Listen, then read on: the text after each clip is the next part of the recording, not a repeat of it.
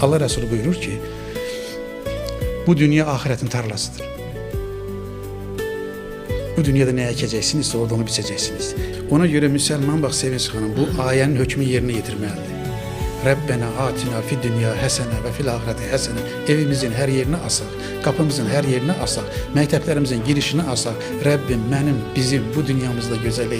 Yani ey insanlar, bu dünyada güzel yaşayın, geçeh yaşayın, pul kazanın, servetiniz olsun, eviniz olsun, güzel giyinin, insanlara güzel hoş söz deyin, ibadetiniz de olsun, namaza da gidin, oruç da tutun, hayırlı bereketi yayın ki ahiretiniz de güzel olsun. Bakın herkes ahiretini bu dünyada kurur.